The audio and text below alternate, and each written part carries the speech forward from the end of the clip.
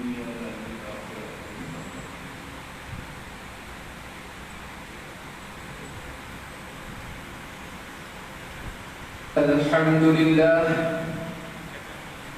الحمد لله القائل الذين إن مكناهم في الأرض وأقاموا الصلاة وآتوا الزكاة وأمروا بالمعروف ونهوا عن المنكر ولله عاقبة الأمور. أشهد أن لا إله إلا الله وحده لا شريك له، وأشهد أن سيدنا وحبيبنا وعظيمنا محمدا عبده ورسوله. اللهم صل وسلم على سيدنا محمد وعلى آله وأصحابه أجمعين. أما بعد، فيا عباد الله اتقوا الله، أوصيكم وإياي بتقوى الله، فقد فاز المتقون. قال الله تعالى في كتابه الكريم: يا أيها الذين آمنوا أطيعوا الله وأطيعوا الرسول وأولي الأمر منكم، فإن تنازعتم في شيء فردوه إلى الله والرسول إن كنتم تؤمنون بالله واليوم الآخر، ذلك خير وأحسن تأويلا.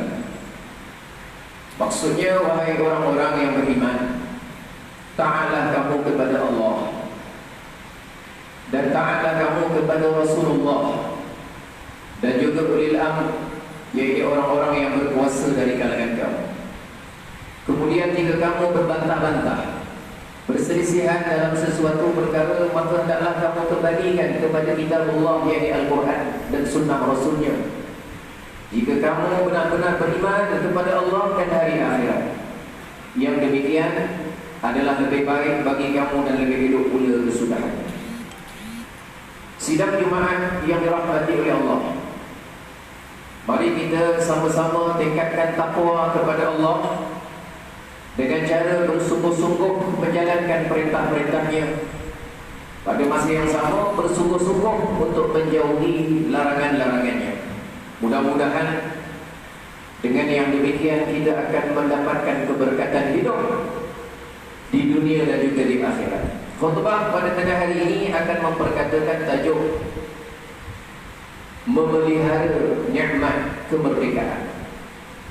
Sidang Jumaat yang dikasihi oleh Allah, kemerdekaan merupakan salah satu daripada nikmat Allah yang Allah berikan kepada kita sebagai hamba-Nya. Ia adalah satu nikmat yang wajib disyukuri dan dipelihara, kerana dengan nikmat ini kita bebas daripada penjajahan, bebas daripada penindasan, serta kita dapat memerintah, malah menentukan hala tuju negara mengikut acuan dan keinginan kita sendiri. Firman Allah di dalam surah Al-Hajj ayat 41 yang saya bacakan di awal khutbah tadi bermaksud, yaitu mereka umat Islam yang jika kami berikan kepada mereka kekuasaan memerintah di bumi, nescaya mereka mendirikan salat serta menunaikan zakat, dan mereka berbuat kebaikan, mereka menyuruh berbuat kebaikan serta melarang dari melakukan kejahatan dan perbuatan mungkar, dan ingatlah bagi Allah jua kesudahan tiap-tiap urusan. Ma'asyiral muslimin rahimakumullah. Alhamdulillah, pada saat dan ketika ini negara kita Malaysia telah merdeka selama 63 tahun. Kita memiliki tanah air yang aman, dan inilah bumi yang kita warisi daripada nenek moyang kita. Sejarah merakamkan kemerdekaan yang dicapai oleh negara kita ini bukan mudah-mudah untuk dikecapi. Ia hasil usaha para pejuang kemerdekaan yang mereka suatu ketika dahulu sanggup berkorban jiwa. Mereka terbukti berkorban tenaga, berkorban harta, dan macam-macam lagi pengorbanan demi memastikan negara kita menjadi sebuah negara yang berdaulat, malah bermaruah serta dihormati. Namun begitu, mutakhir ini ada di kalangan masyarakat kita kurang menghayati, kurang menghargai nikmat kemerdekaan ini.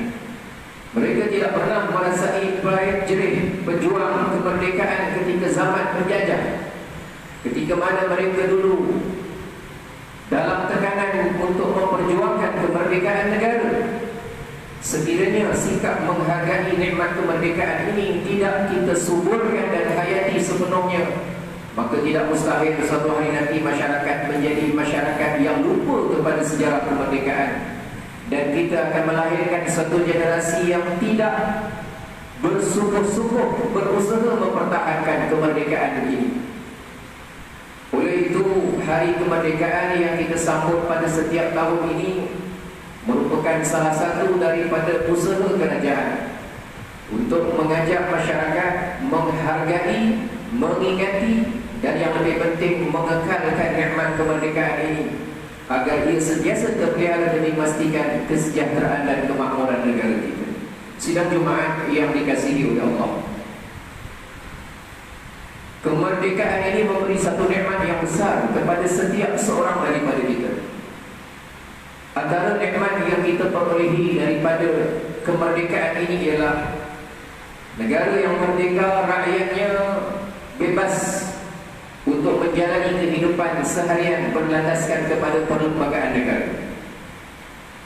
Pada masa yang sama, bebas masih berlandaskan kepada undang-undang dan hukum syarak, seperti bebas mencari sumber rezeki, bebas bergaul sesama manusia, bebas untuk menunaikan ibadah tanpa sebarang halangan dan sekatan, bebas untuk menuntut ilmu dan pengetahuan, dan bebas untuk melakukan sebarang kegiatan tanpa sebarang ancaman. Namun demikian, perlu kita ingat, walaupun kita sudah merdeka, kita perlu sentiasa berhati-hati dan berwaspada dengan penjajahan bentuk baru yang mula masuk mempengaruhi kehidupan rakyat di negeri ini, seperti penjajahan dari sudut pemikiran, penjajahan dari sudut keagamaan, penjajahan dari sudut tekanan dan cengkaman ekonomi, dan juga penjajahan dalam bentuk kebudayaan. Oleh itu, sebagai sebuah negara Islam yang telah merdeka, kita perlu menjaga maruah dan kedaulatan negara.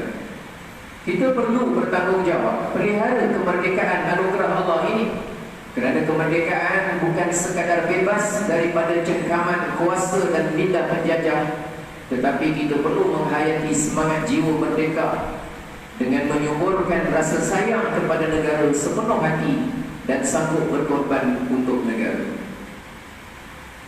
Antara itu, umat Islam perlu berusaha memerdekakan diri dari segala pemikiran penjajah, memerdekakan diri daripada segala pemikiran dan budaya yang merosakkan kehidupan kita. Kita perlu mengikis segala bentuk penjajahan yang menguasai pemikiran dan nilai budaya yang bertentangan dengan akidah, ataupun yang bertentangan dengan syariah, maupun yang bertentangan dengan akhlak Islam. Umat Islam perlu mengambil langkah merdekakan diri dari akidah yang sesat, yang bercanggah dan tidak selari dengan pegangan akidah Ahli Sunnah wal Jamaah.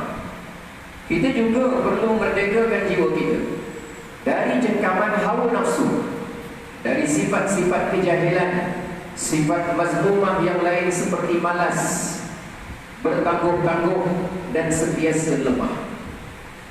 Selain itu, kita juga dalam merdekakan juga diri kita dari sikap yang melampau, dari sebarang bentuk sikap ta'assub kepada perkauman yang mana boleh membawa kepada percakaran, persengketaan, permusuhan yang tidak berkesudahan.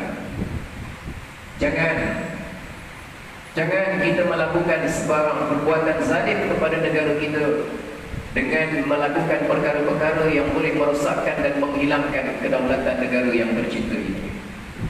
Mereka yang tidak menghargai ataupun dengan kata lain yang mensia-siakan nikmat kemerdekaan ini akan memberi kesan buruk kepada negara dan akan mengundang kepada kemurkaan Allah Subhanahu wa taala sebagaimana yang telah Allah rakamkan dalam firman-Nya surah Al-Hajj ayat 45 bermaksud, maka bukan sedikit negeri-negeri yang kami binasakan dengan sebab kezaliman penduduknya, lalu runtuh ranaplah bangunan-bangunan, dan bukan sedikit pula telaga-telaga yang habis terbiak dan istana-istana tersergam yang telah musuh ditinggalkan. Sidang Jumaat yang dikasihi oleh Allah, dengan itu kita dapat memahami bahawa tanggungjawab memelihara kemerdekaan dan juga kehormatan negara kita ini bukanlah tanggungjawab pihak-pihak tertentu yang lain, tetapi dia sebenarnya tugas ini merupakan tugas kita, tugas setiap seorang di kalangan rakyat di negara ini, kerana agama Islam menyuruh kita bersatu untuk mempertahankan agama, pada masa yang sama membangunkan negara dengan penuh iman dan juga takwa. Setiap ahli masyarakat perlu mempamerkan rasa cinta kepada negara, dan ia yang hendaklah ditanam sejak daripada kecil lagi, kerana cara ini akan menjadikan setiap warga negara itu dia menghargai tanah tumpah lahirnya dan akan melahirkan generasi dan juga masyarakat yang setia kepada negaranya.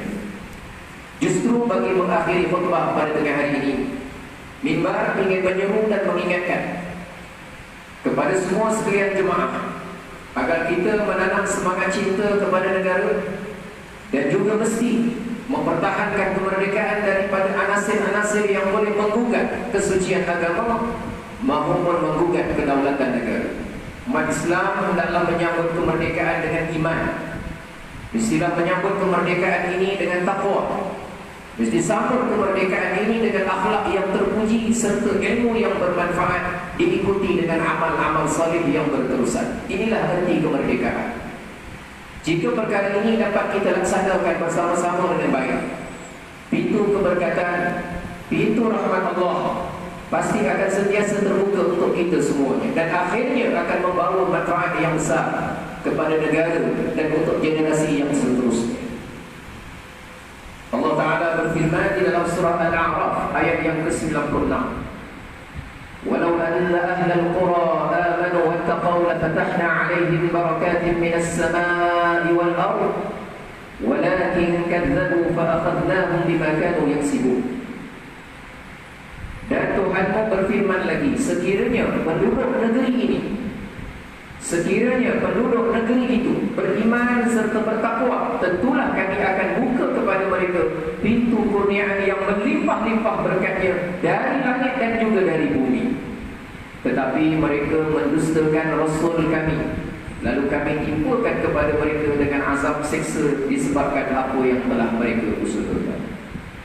Barakallahu li wa lakum bil Qur'anil 'azim wa nafa'ani wa iyyakum bima fihi min al-ayati wa dhikril hakim wa taqabbala minni wa minkum tilawatahu innahu huwas sami'ul 'alim. Aqulu qawli hadha wa astaghfirullahal 'azim li wa lakum wa lisa'iril muslimina wal muslimat wal mu'minina wal mu'minat fastaghfiruhu fa ya fawzal mustaghfirin wa ya najatat da'imin.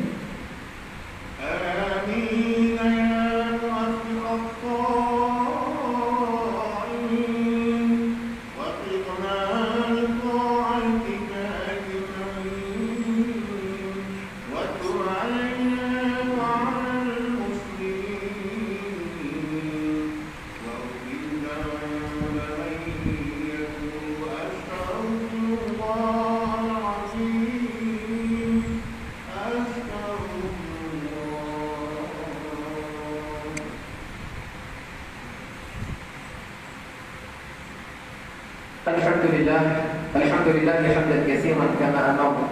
Asyhadu an la ilaha illallah wahdahu la syarika lah iqraran bi rububiyyatihi wa irghaman liman jahada bihi wa kafara. Wa asyhadu anna sayyidana wa habibana wa 'azimana Muhammadan sayyidul bashar sallallahu wa sallam ala sayyidina Muhammad wa ala alihi wa sahbihi man tasalat 'ainun bi nadharin wa udhunun bi khabar. Ibadallah ittaqullaha fima amara wa tabu 'amma nahakum 'anhu wa zajar. Wahai hamba Allah, marilah sama-sama kita mengingatkan diri kita masing-masing bahawa bahawa dunia tempat kita berada pada saat ini adalah tempat kita menumpang untuk sementara. Manakala akhirat nanti setelah kematian kita, itulah destinasi yang akan kekal untuk selama-lamanya. Oleh itu marilah sama-sama kita mempertekadkan amal soleh, pada masa yang sama menjauhi segala bentuk dosa dan maksiat. Mudah-mudahan Allah selamatkan kita daripada tercebur ke dalam api neraka. Allah Ta'ala berfirman di dalam surah Al-Ahzab ayat 56, Inna Allah wa malaikatahu yusalluna 'alan nabi ya ayyuhalladzina amanu sallu 'alaihi wa sallimu taslima. Maksudnya sesungguhnya Allah dan malaikat-malaikatnya berselawat dan memberikan penghormatan kepada baginda Nabi Muhammad sallallahu alaihi wasallam. Oleh itu berselawatlah kamu kepadanya serta ucapkanlah salam sejahtera dengan penghormatan yang sepenuh. Allahumma salli wa sallim ala sayyidina Muhammad wa ala ali sayyidina wa maulana Muhammad. Marilah kita mohon kepada Allah, semoga Allah meridai khalifah-khalifah Rasulullah sallallahu alaihi wasallam, yaitu Sayyidina Abu Bakar As-Siddiq radhiyallahu anhu, Sayyidina Umar bin Khattab radhiyallahu anhu, Sayyidina Uthman bin Affan radhiyallahu anhu, dan Sayyidina Ali bin Abi Thalib radhiyallahu anhu, dan juga sahabat-sahabat baginda yang sama-sama berjuang menegakkan agama Allah yang maha suci ini radhiyallahu anhu. Seterusnya kita mohon agar Allah meridai kepada bapa saudara junjungan kita Sayyidina Hamzah dan Sayyidina Abbas radhiyallahu anhuma, cucu-cucu baginda Sayyidina Hasan dan Sayyidina Husain radhiyallahu anhuma, putri-putri baginda Sayyidina Fatimah Az-Zahra dan lain-lainnya radhiyallahu anhunna, istri-istri baginda Sayyidina Khadijah, Sayyidina Aisyah dan lain-lainnya radhiyallahu anhunna. Seterusnya kepada sekalian keluarga, para sahabat dan mereka yang mengikuti mereka ini dari generasi ke generasi sehinggalah nanti ke hari kiamat. Allahumma ighfir lil muslimina wal muslimat wal mu'minina wal mu'minat al-ahya'i minhum wal amwat.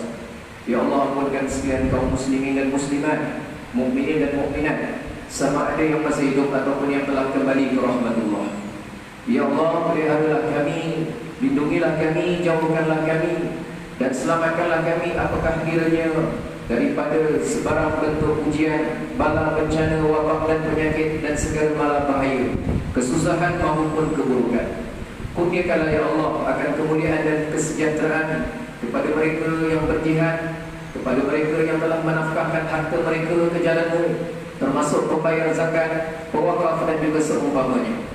Ya Allah, pelihara akidah kami ya Allah, peliharakan akidah dan pegangan kami ya Allah, agar kami meninggal dunia nanti berlandaskan kepada akidah ahli sunnah wal jamaah, aliran al-Asy'ariyah dan juga al-Maturidiyah.